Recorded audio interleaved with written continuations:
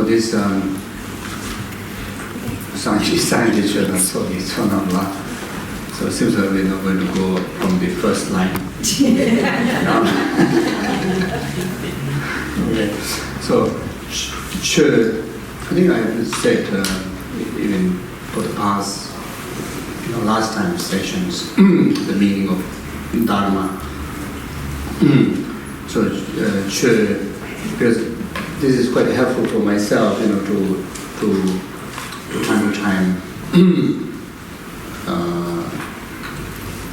time to time, just make it clear in my mind why I'm practicing Dharma, why I'm doing,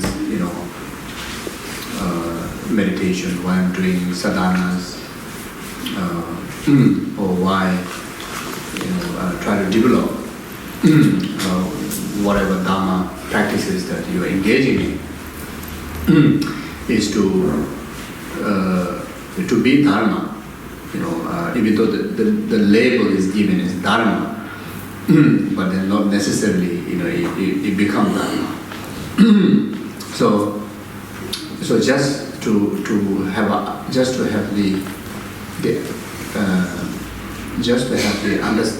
have the remembrance of the meaning of Dharma itself in our mind clearly, that naturally helps to take any form of practices, to really become a Dharma. So Dharma is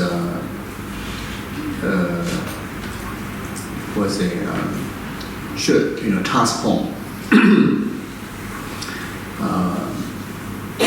So all the different practices are the tool, Dharma tool, to become Dharma in our heart. So those different Dharma practices, it has to transform our heart. Whenever we engage in any form of Dharma practices, directly has to bring the impact of transformation in our heart, and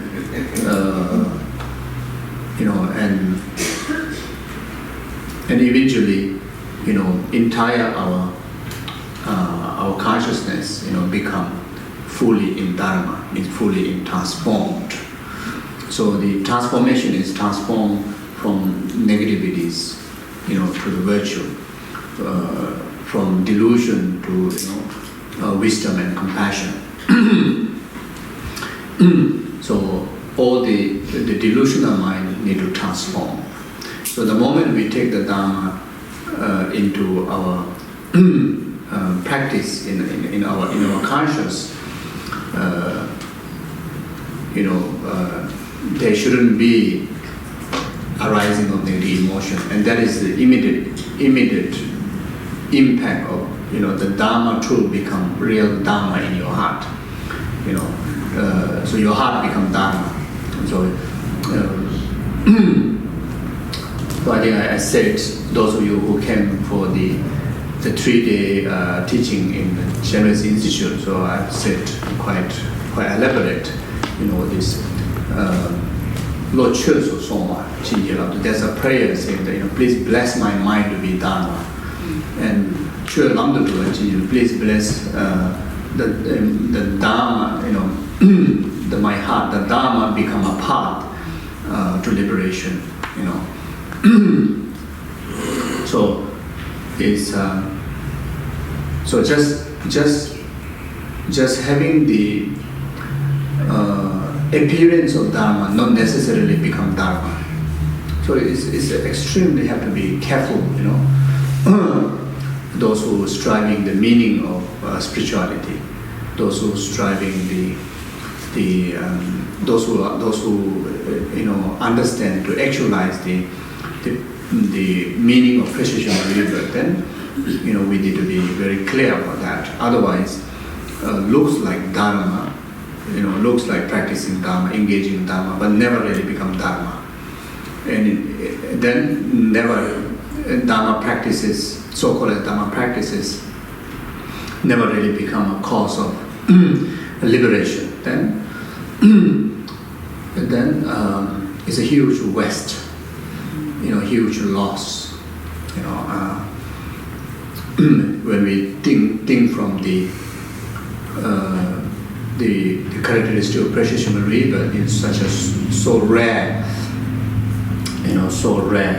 in particularly meeting, altruistic, the Dharma that which Dharma which illustrate in an altruistic manner,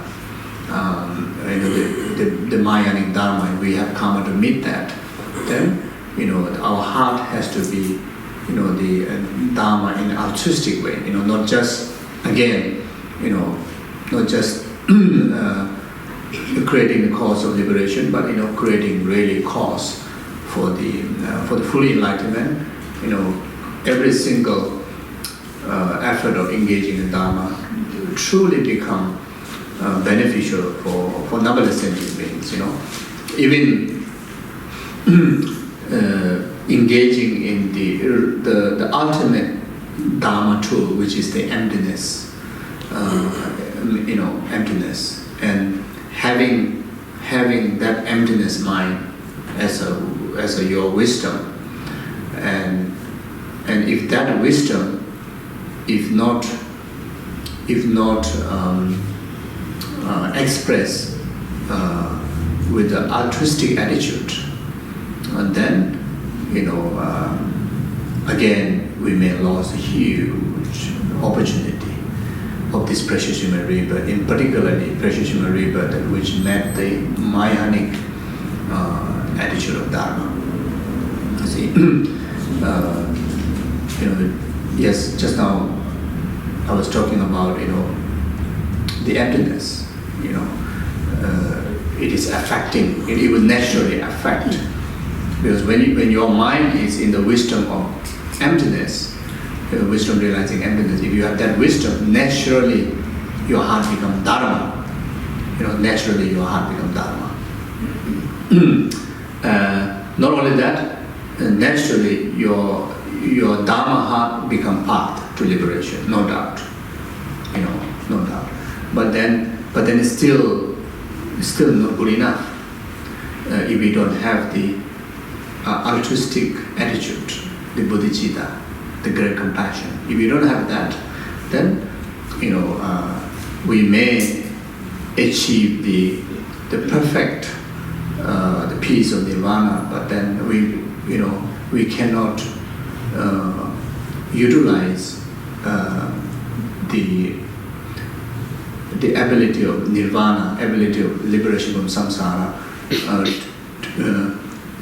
to bring the benefit to the sentient being, through engaging in the act of compassion.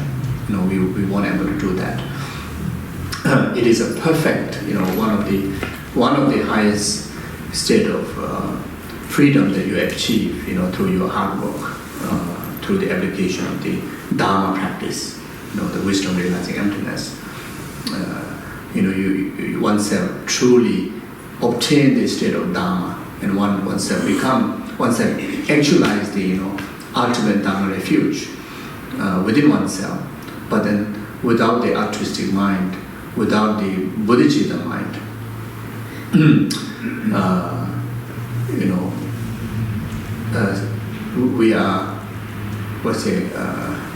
we are not engaged fulfilling the needs of the sentient being, to whom we have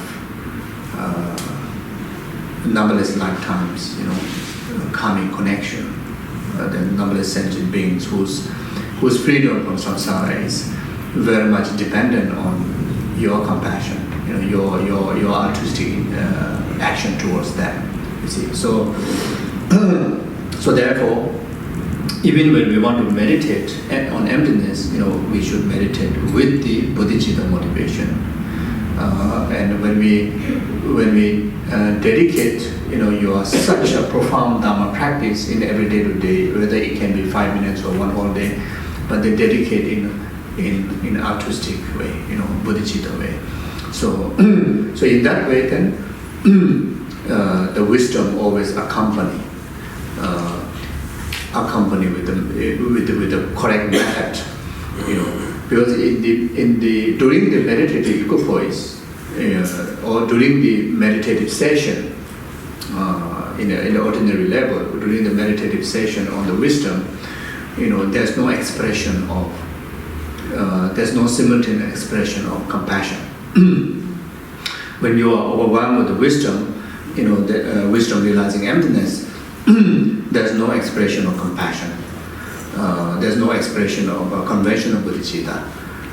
So therefore, in order the perfect Dharma practice of actualizing wisdom realizing emptiness, in order that to be artistic Dharma, then it has to be prepared from the motivation.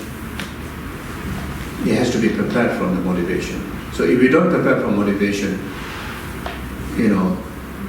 it's a huge loss.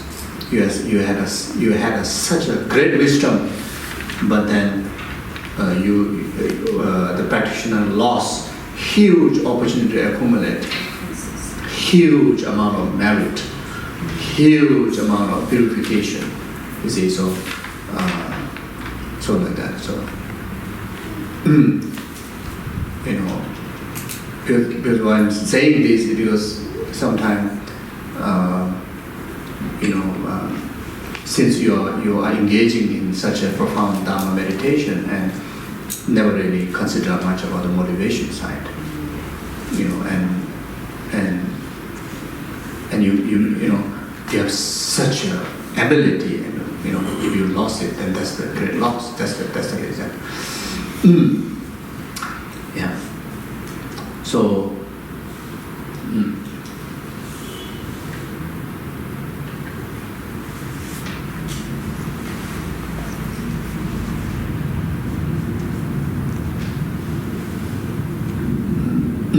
So that's the ultimate Dharma. So then conventional, the Dharma, as I explained, the way to fulfill the purpose of practicing Dharma, to accumulate merit and purify karma in relation to the observable gem. Similar now here to the Dharma, then what we are directly have a day-to-day encounters, with the sutras, with the books, the Dharma books, Dharma texts. So then, again, in a similar manner, that what I explained to the inner contents of the Buddha refuge. When we relate to the conventional Buddha refuge, how we can take opportunity to purify karma, accumulate merit. So we can do similarly to the text. If there's one, in fact, we should respect, I think, all the words, all the letters, because the letters and the words are all the letters, has the ability to express the teachings of the Buddha. Sometimes you see the Tibetan text, then you respect. Then you see the English, then you just say, like treat like a newspaper, used to wipe the window. So, but then I think the Kadamba master won't do that, because Kadamba master, they have the wisdom to see in every single letter, illustrating the teachings of the Buddha. Every single letter, illustrate the profound, all the teachings of the Buddha, basically like that. So even the English words, English letters, English texts, I think any book, I think also respect, and in particularly those are already in the sutra or quotations or even the one syllable mantra, then not to put in a lower level. I try to put as high as possible. And that again train our mind. In emptiness, there's no true existing low. There's no true existing high. It's all in one taste. For emptiness mind. But then for the ordinary, the conventional level, then there's a low and there's a high. So when you put somewhere higher level, naturally an expression of respect. So it's because of that reason. So, and also not just like put on the bare kind of place. Try to put as nice as possible on top of it, something nice, something which is very pleasant to the eye, like the colors. Something which is very, very smooth, to the touch. Something that which pleases the five senses. In that regard, that as if the latter have that what you call experiences. So the way to treat the Dhamma books, so we should treat highly. Even when you want to place the Dhamma books and the sutras, among the three objects of refuge, and usually, Dhamma text placed the first, because from the three objects of refuge, the ultimate Dhamma refuge, or I say the main Dhamma refuge is the main refuge is the Dharma, main refuge is Dharma. So there's given example like Buddha as like a doctor, and Dharma is like a medicine, and the Sangha is like a nurse. So among these three, all three is important, but the most important is the medicine, and the medicine becomes the direct antidote to whatever the sickness to be cured. You see, so you see, if you are arranging altar, then Dhamma text either should be the highest point, or even above, Buddha statue. If you are arranging like this, top to bottom, then first it goes text, then after that goes the statue, then after that it goes the stupa, from the body, speech and mind, or from these three, body, speech and mind, or a representative of the Buddha Dharma Sangha, or whatever you want to name it, but it goes text, even the conventional text, it goes the highest. If you are arranging straight, then the text goes to the right, then Buddha, then the stupa, like that. So then if you have a text, to cover, try to cover nicely. Again, it's a gesture of respect. You treasure, and you can cover with as beautiful color as possible, or adorn with the jewels, whatever you can do, So it's all gesture of showing respect, and that way, in relation to that object of Dhamma refuge, the convention Dhamma refuge, the practitioner accumulates so much merit, even just dealing with, just handling one scripture, and creates so much merit, and like that. Now, one of great example, my late guru and also Kyabjanama Sobarimbache in particularly, every single text, he has so many texts, and he carries so many texts along wherever he travels, for the purpose of blessing the place, the people, and including, in the flight, which all the time flies.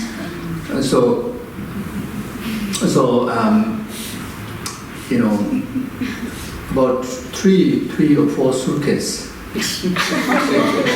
of a text. So I used to be his attendant for some time, and I used to feel, because I need to pay a lot of extra money You know, and sometimes I remember that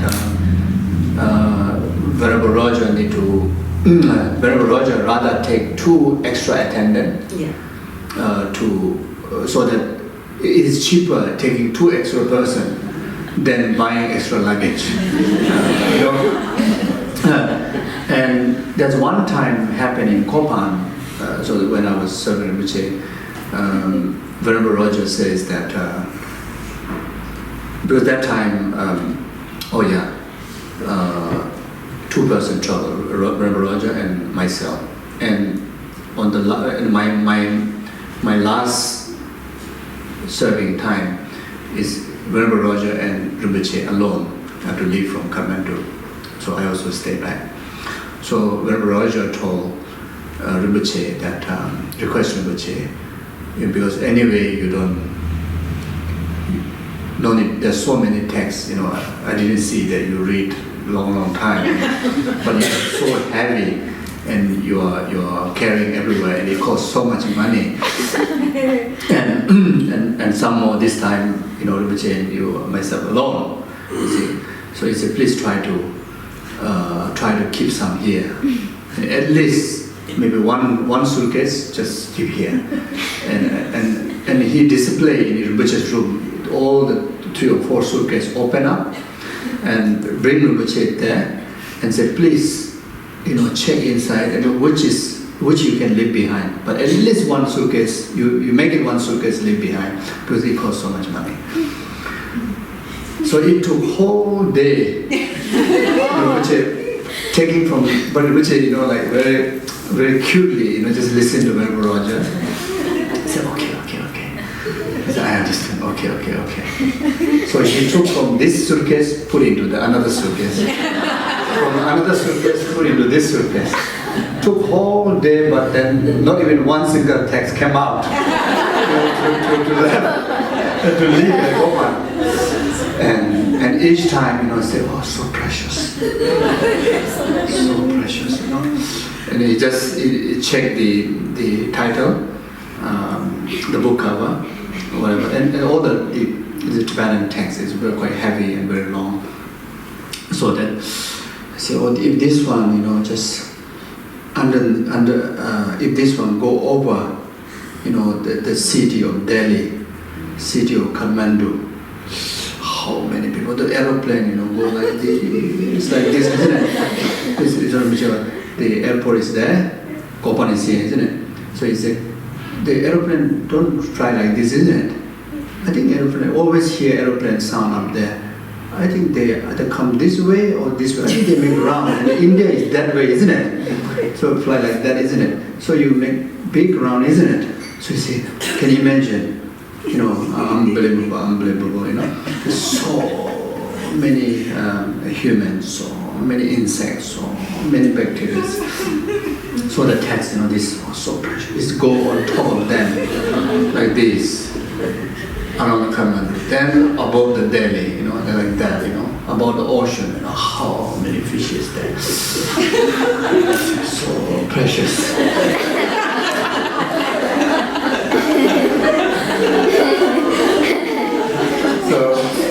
So maybe that day, don't know whether we even had a proper lunch the whole day, and then Rinpoche, you know, very seriously kind of need to carry all.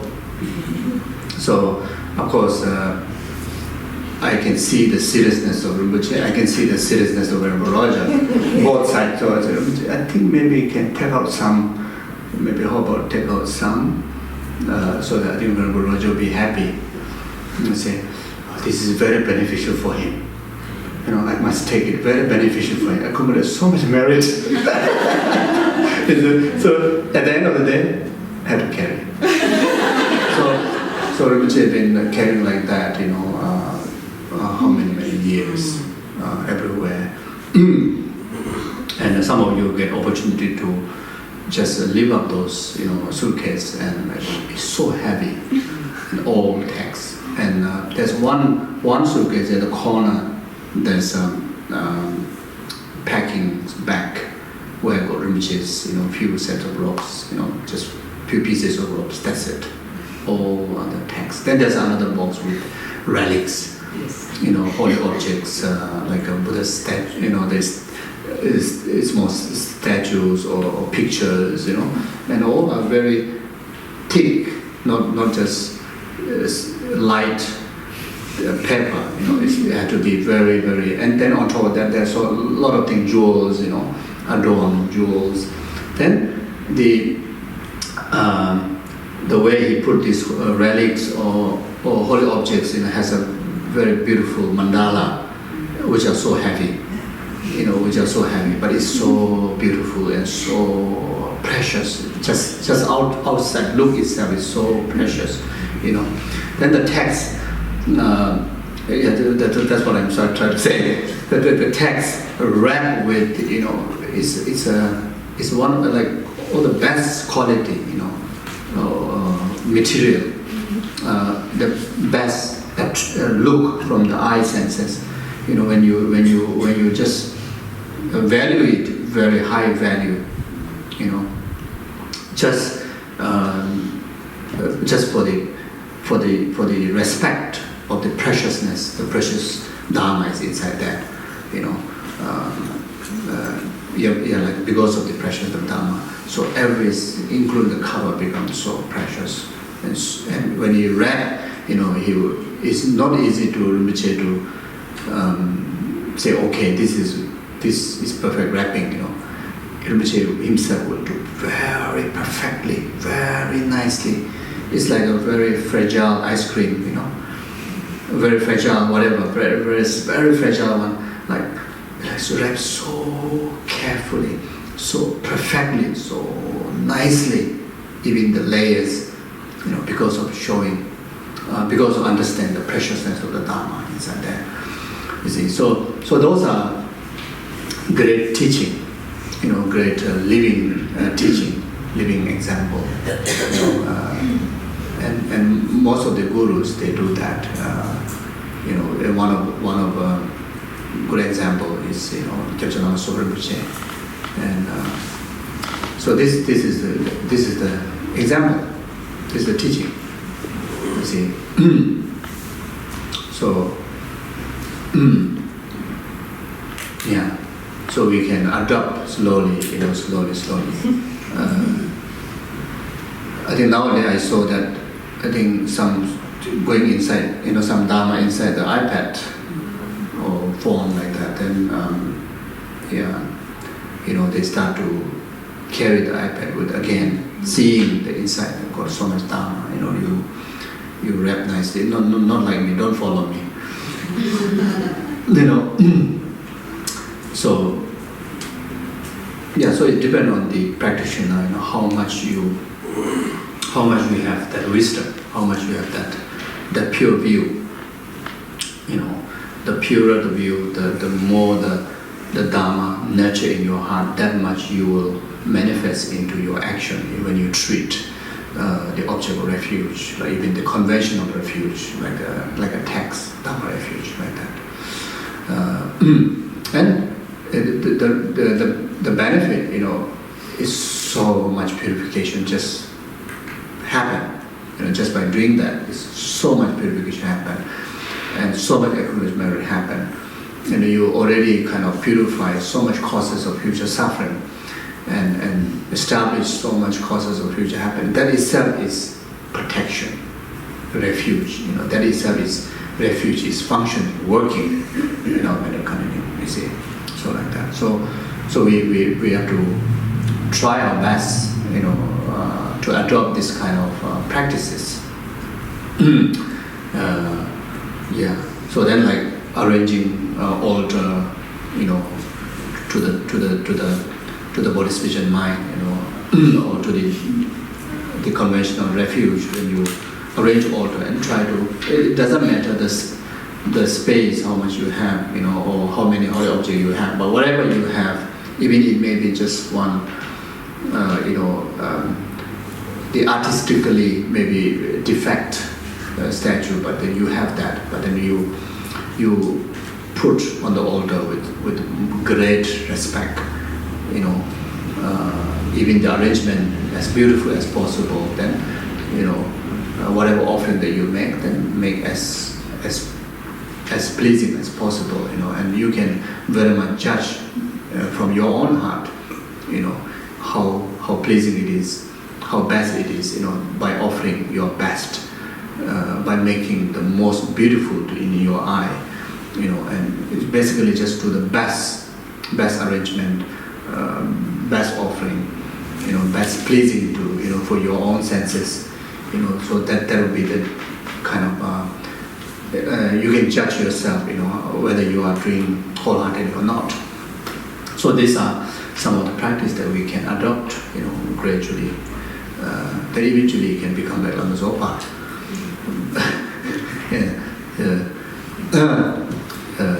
Like that, So, yeah.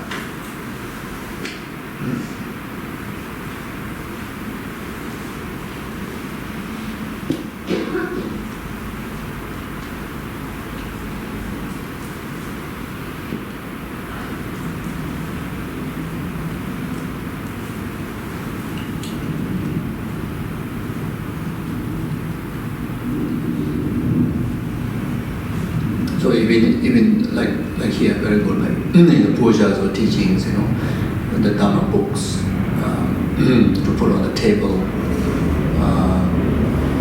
and maybe try best not to put on the cushion, even in case there's no space, but then, find a way to put slightly above your knee, or you at least cover your knee with some clean clothes or like shawl or like that. Then it's those who have taken refuge, then by them should be understood not to cross over. Sometimes we just in the session very cramped, and there's some books, Dharma books around, and just crossing over, or just like kind of throwing, So those are. I think we have to make sure that mindful, not to do that, because but not just not doing that itself is a very good practice for being mindful, to develop the mindfulness, and also sometimes when people go and distribute the text to people, and sometimes even in the monastic environment or some big teaching events, events, because too many people, then they just throw the text everywhere like that, because it's not enough time to distribute. So, but still, maybe those who distribute, maybe they didn't understand, so it's but even in the small community also sometimes happens. So the text is something that when you want to offer, you really offer with the true hand, to distribute, with respectfully, not like that. So that every single gesture you can practice mindfulness, accumulate merit, purify our mind. So, and how wonderful if we can able to be mindful like that. And it's like giving opportunity to practice, because sometimes there's not much very straightforward opportunity to practice, even though there's all the practice, but we can't remember. But in the negative circumstances, it's so difficult for us to remember to be mindful, to remember to be virtuous, or take the opportunity to offer respect, etc. But when it comes to the object with the triple gem, it's naturally from the object side already created such an influential impact to your heart. So then, as a practitioner, you grab that opportunity. Then, every single thing that illustrate your deep practice into a physical and verbal action. So like that. So these are very simple thing, and very simple thing, but it's very easy to miss. And because every single moment is so precious, to accumulate merit and to purify karma. So that's the reason I thought to share this. Yeah. Okay.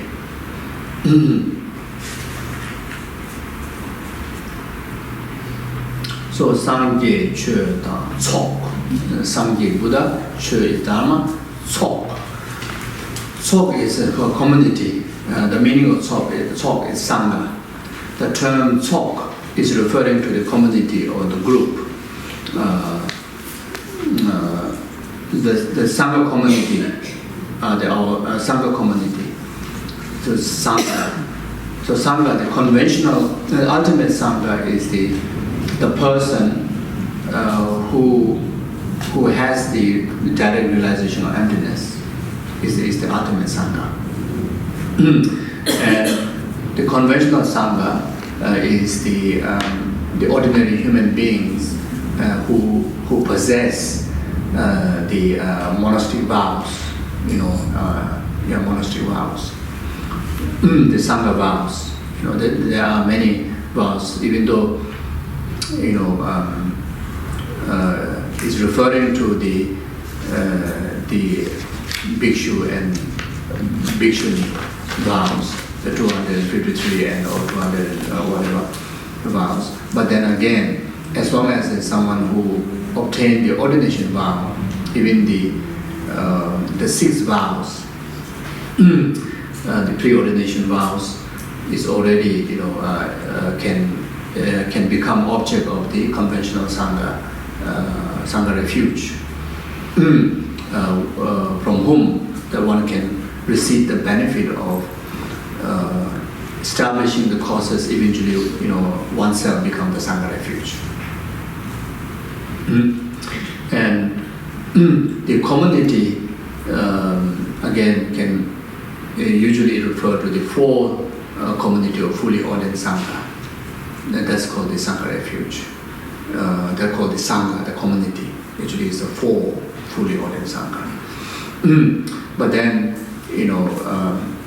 during the degenerate time, during the degenerate time, and also in the place where the Dharma is not flourish much, or just starting to flourish wherever. So it's so rare to find 4 community of fully ordained Sangha.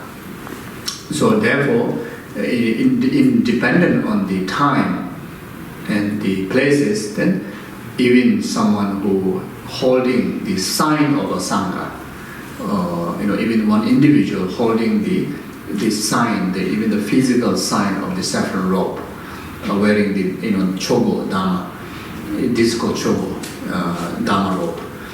Then who possess even one single the ordination vow, or who preserve even one single ordination vow, then they are the object that we can venerate as a venerating to the Sangha refuge, and like that.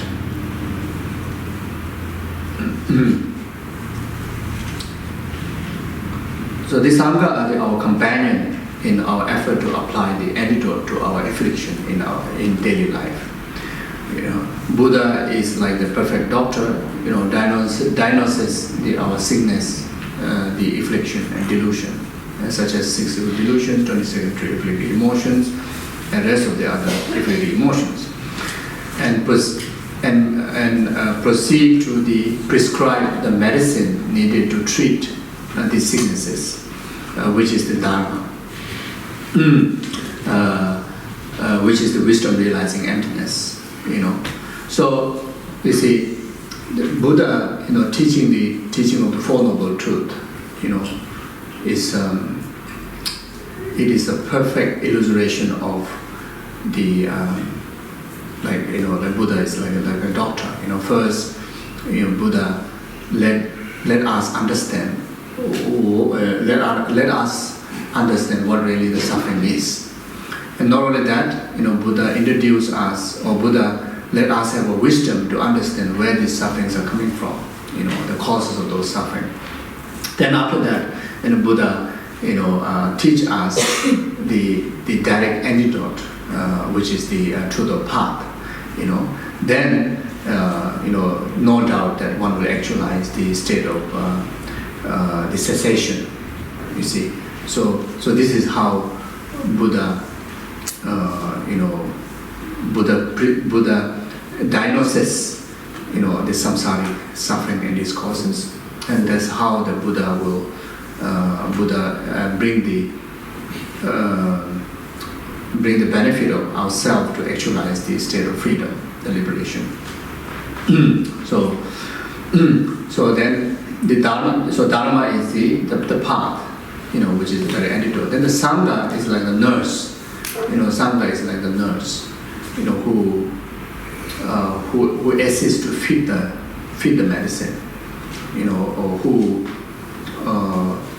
whatever advice that Buddha have given, or whatever advice the doctor have given, then they according to the prescription, then the nurse will feed the medicine, or nurse will encourage the patient to recover. Similarly, the Sangha will do that, and Sangha is in that position. So Sangha has a huge responsibility,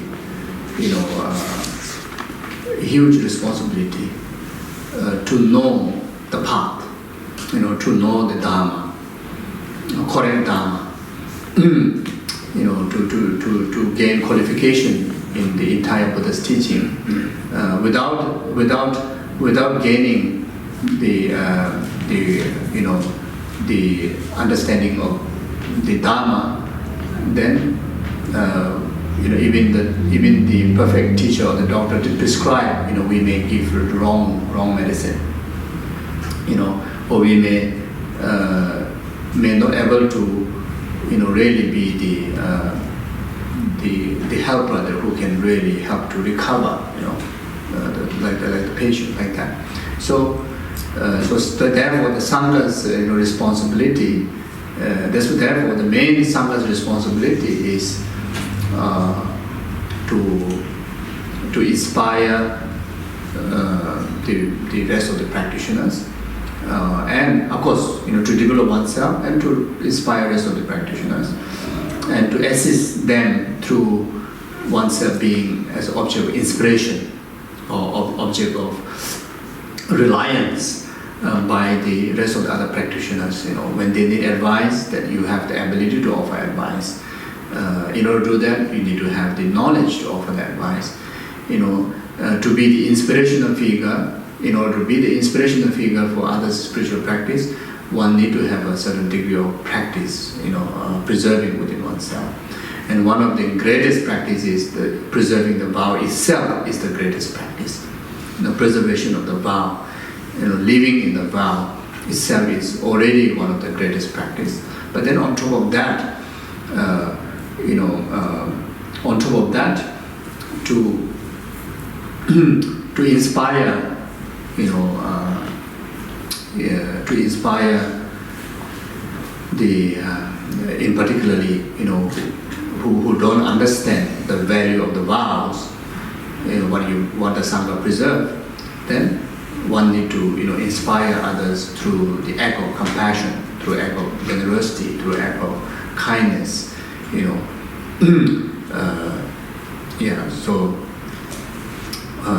like exactly like those some of the good nurse, because whether if they are not gentle, if they are not patient, helping the patient, if you are not patient, helping the patient, you make difference. Yes. Okay. So then how to say, it's so difficult for you to get encouraged to take the medicine properly, or to follow the advice, or follow the direction of the nurse, who is most of the time with us, because the doctor just appear once and gone.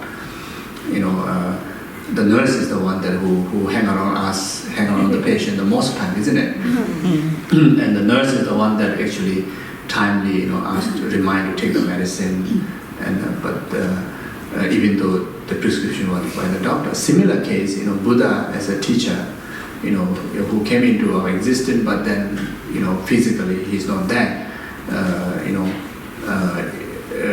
Yeah, so physically who is among us is the Sangha community. The Sanghas are among us, you know.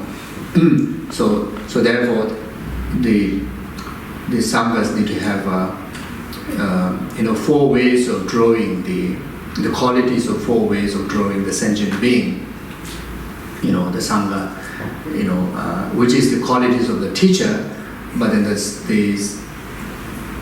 Sangha's responsibility is to keep the practitioners going, or to continue to inspire the practitioners. Are we up to 1 o'clock or 12:30? 12:30. Yeah. So that's why what you call the So need to have amazing the skill and skillfulness.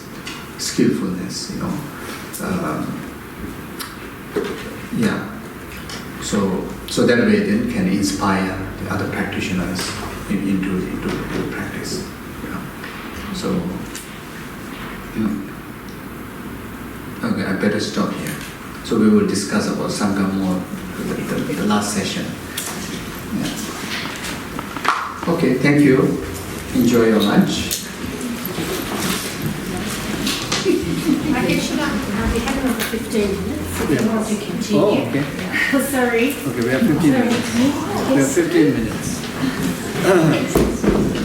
We were late coming back. Okay, sure. Yeah, so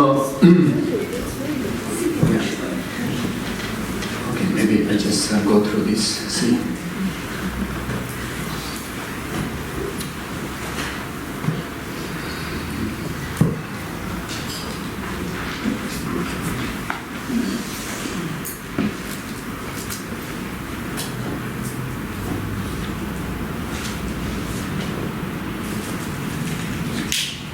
So the Buddha then asked the Sangha to act as compassionate, as a companion, as a nurse to feed the medicine to the patient, to inspire them to live a life in virtues to obtain enlightenment.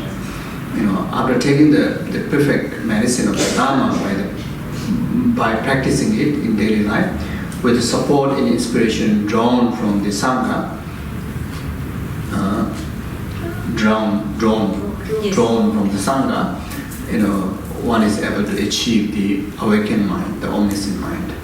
When one takes refuge in Sangha, one is referring to those Sangha who have realized emptiness directly, the Arya Sanghas. Those are the ultimate Sangha refuge. Those being are the actual Sangha refuge, and those being need not necessarily be monks or nuns or live in a celibacy life. So as long as you have realized emptiness directly and you are Arya being or Arahat, then you are Sangha refuge. So even as a layperson, as long as you have perceived emptiness directly, not just understanding intellectually, but have the direct experience of emptiness in realization, you are Sangha refuge. Why respect Sangha? In my case, I'm being called Sangha, and I have Sangha vows. Since I have not perceived the emptiness directly, I'm not the actual Sangha refuge, but I'm just a representative, a symbol of the Sangha refuge. So those who have not realized emptiness, then it's a conventional Sangha refuge. By relating to them with the precept of the Sangha refuge, then one gains the benefit, even though the object is not the ultimate Sangha refuge. But then one still gains the benefit because the ordinary human Sangha has the vow, has the vow, and that vow itself is a very powerful object of veneration. So due to that, we receive immense of benefit.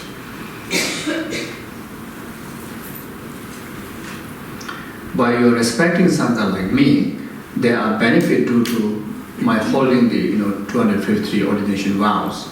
The highest vows that the Buddha possessed, which we, those fully ordained Sangha also possess. There's the same number. When we have at least,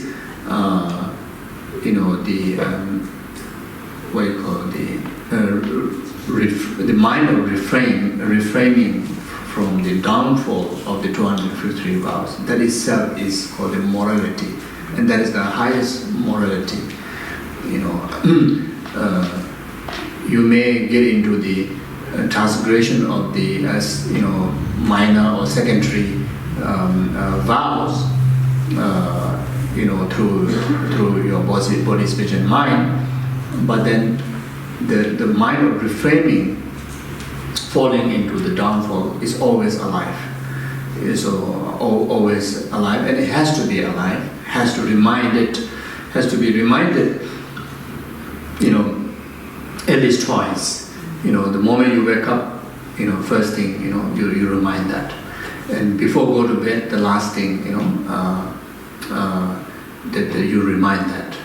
So you wake up in the full mindfulness of that you are Gelong, or you have those vows, and then make the determination that, even course of my life, intentionally, I will, even course of my life, I won't let it transgress.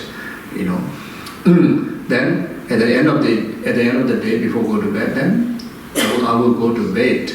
Even during the sleep that I may not able to awake, but I will leave this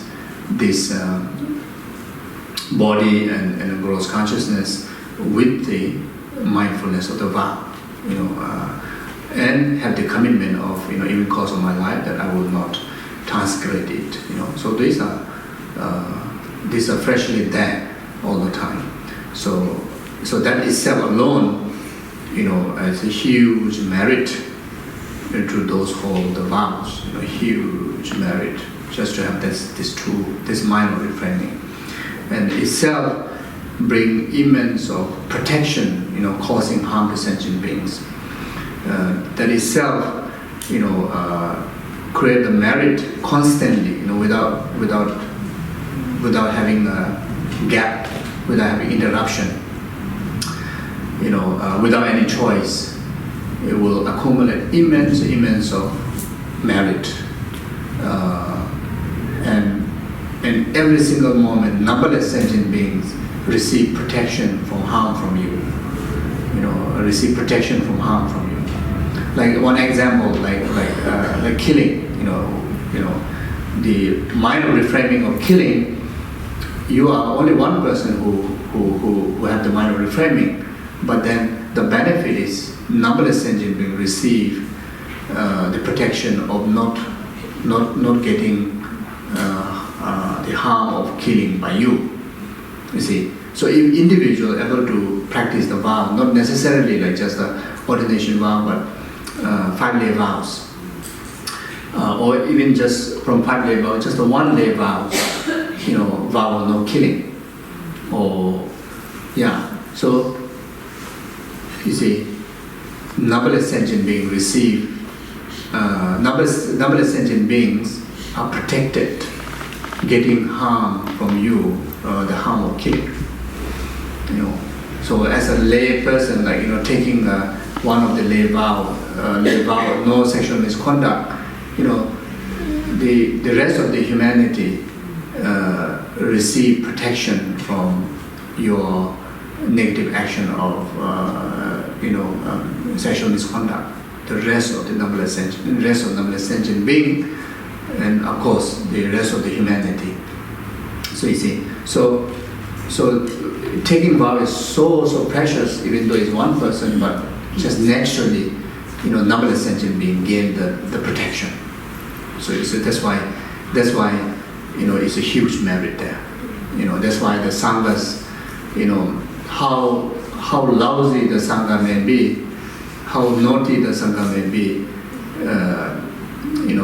how wild the sangha may be, but at least there's a mind of reframing. Maybe the very gross level of consciousness due to the influence of the some habitual naughtiness, but then deep subconscious deep wisdom level, every day that's trying his or her best, keeping mindful of refraining, or mindful from task grading from those vows that she or he have taken. So that itself is a huge practice, huge practice. And that's not just talking about the Sangha, but also lay people, lay practitioners, amazing liberation vows, like 5-day vows, amazing Bodhisattva vows, amazing tantric vows, you see. So if you take those vows, even though you may be a naughty lay person, but then you have that mind of reframing, trying your best to hold on to those vows. That itself brings, without any choice, bring huge amount of benefit to the sentient being, benefit to your spiritual realizations. So it's a taking vow is a really a huge courage. Really can salute those who can live in the vow, those who at least have heart to take more and more vows. Then every one of us, even the very beginner can start with at least one 5-day vow. At least one 5-day vow. Then maybe one can even determine one's level of practice. In one of the way can be determined by the courage that you are, improving in your mind, taking more and more vows. You can roughly tell where you are, the courage. You see, but next year you take 2 lay vows. Third year then 3 lay vows. 5 years time you at least took 5 lay vows. Then you have a courage to take a Bodhisattva vows. Then you will eventually have a courage to take tantric vows. Then eventually you have a courage to take ordination vows. So like that. Maybe. Yes.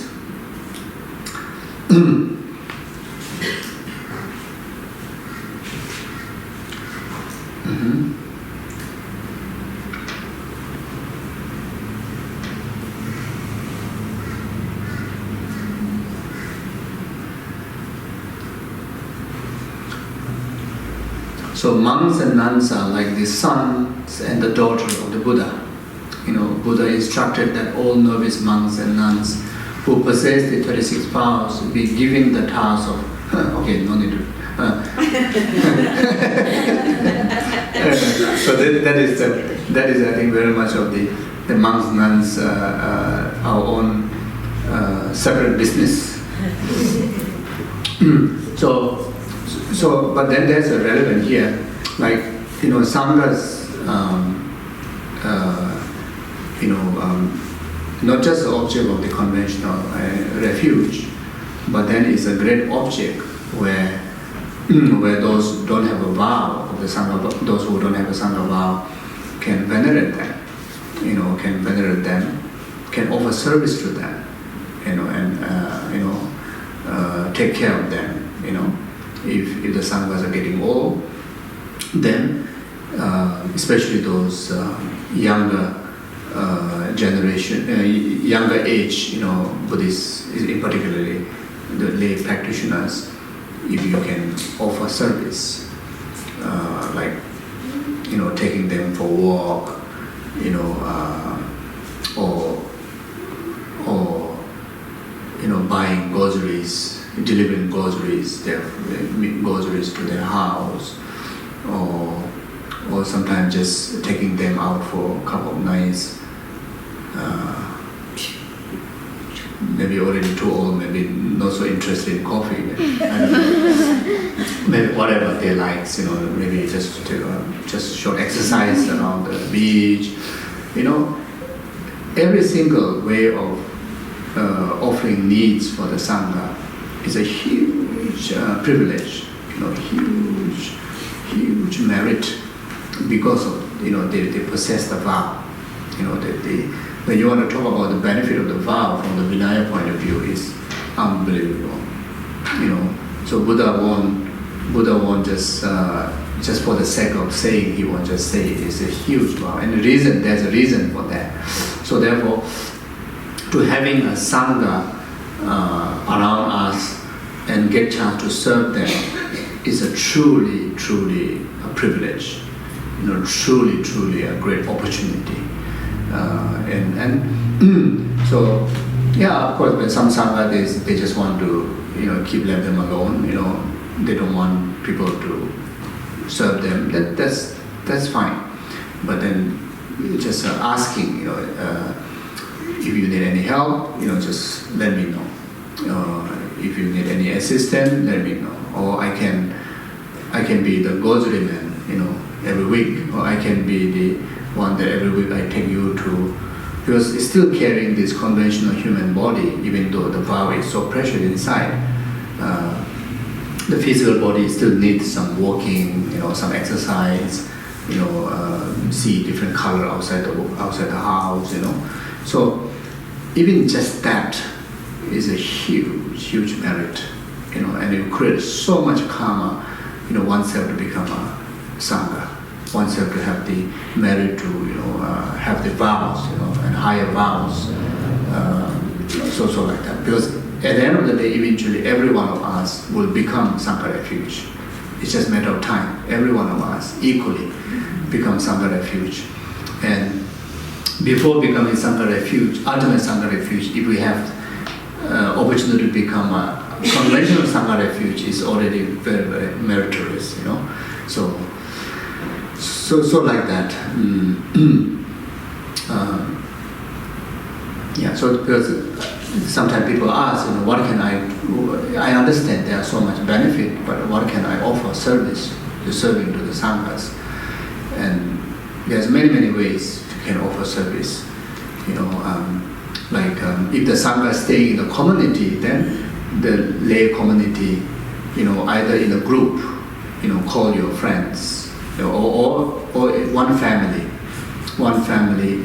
son, daughter, father, mother, everybody chip in maybe $10, sacrifice your cup of coffee or gelati in 1 week, and maybe the daughter sacrifice the ice cream, then the young son sacrifice the pizza, one pizza in a week, then the father sacrifice the coffee, and mother sacrifice the chai latte, so there will be about how many? Maybe about $20, and you just offer that to the Sangha community to offer a meal to the Sangha, to offer a supplement to the Sangha, or to offer tea to the Sangha, or just say offer this to the Sangha to make a dedication or prayer for the world peace, and offer this to the Sangha as a cash offering to the Sangha, to offer prayers to my family, offer prayers to my family. So what the prayers is prayers of compassion. So it helps to develop. Your intention is to develop compassion, to develop your spiritual realizations. Altruistically, you have a motivation to request prayer for your family. Not just worldly things. So there's many ways. Then, offering the sponsors, the sanghas, to go and receive, higher vows. Offering the sponsors, the sanghas, to go to receive further teachings from their, respected gurus, teachers. Then, in the community level, in the center community level, or few group of people, maybe 5-6 group of people, who have great heart in that. Just not need to be one person. 5-6 of them come together.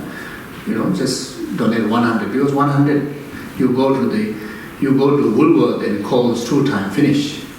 When you think about it, you just buy one grocery, 100 finish. But that 100 actually, maybe for that sangha, is so precious. Can buy a ticket, can travel all the way to India, you know, maybe not so cheap like that. Maybe, you know, but from one person it just come out 100, you know, actually we spend 100. So many cases, you know, quite unnecessarily, you know.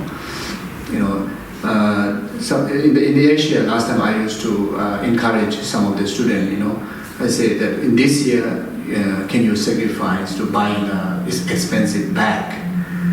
Because I say, I sneak into your wardrobe, the bag place, I saw there's hundreds of bags. And I never really see you carry all of them, but you keep buying. I say, can you altruistically, you know, maybe give up buying one bag, and that money you support the Sangha.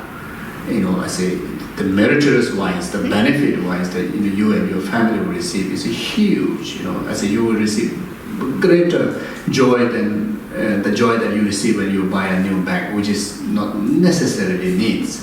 You know, so like that. And I also used to encourage people to, like, 1 week just sacrifice one coffee. And I myself try to do that.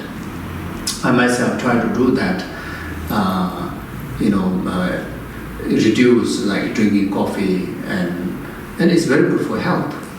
But then that coffee, you know, $4 or $5, if you accumulate at the end of the year, you know, I can sponsor some really Sangha that who don't have, especially those Sangha who don't have support from the monastery community. There are also a lot of individual Sanghas who are not really in a monastery community, and also some monastery community, you know, not always can support their Sangha to receive, you know, further teachings or go for pilgrimage, you know, which are so necessary for the Sangha to keep up their vow. The main responsibility of the Sangha is to preserve the vow, to at least keep up and complete within that very lifetime. Because the commitment is whole life, not just I will try it out, and after that, okay, it's not working, I will put aside, because there's a heavy consequences. But if you're able to keep even one more day, one more hour, the benefit is tremendous, you know, unbelievable benefit to you and to others.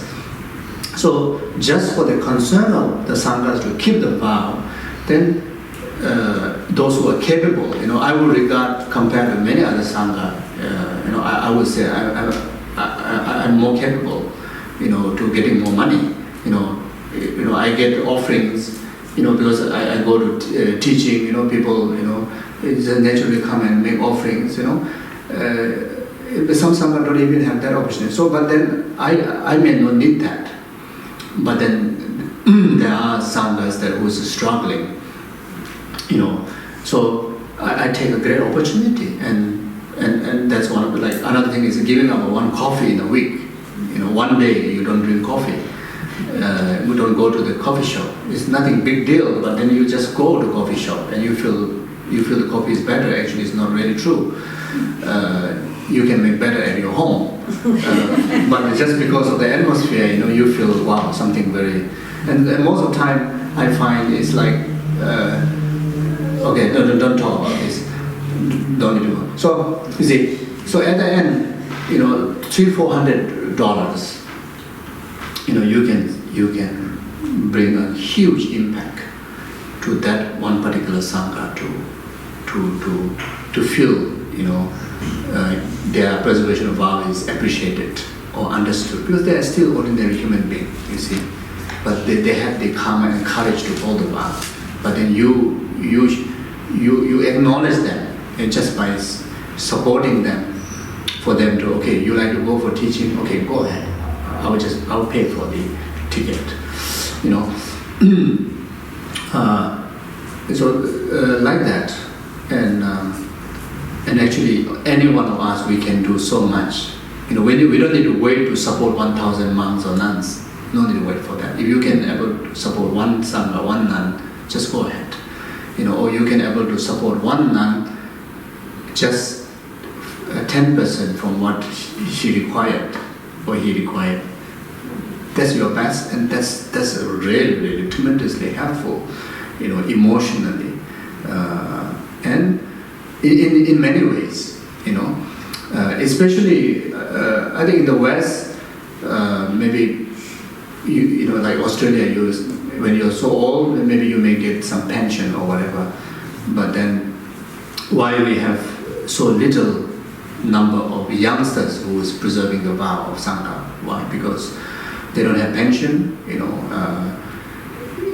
family don't support them, and there's no base for them to actually survive, you see. So if the community had that culture, you know, when someone becomes Sangha, everybody, you know, try to figure it out how to help them. Not necessarily in the monastery level. If you have monastery community, best, but even someone who just want to preserve the vow, Sangha vow, maybe one young, you know, 20 years old young lady want to become you know, don't want to engage in all the like drugs and, you know, sex and just distraction, you know, just renounce that and just want to practice the vow, you know, just want to stay within the paramita of the Sangha vow, you know, and that itself is a huge commitment.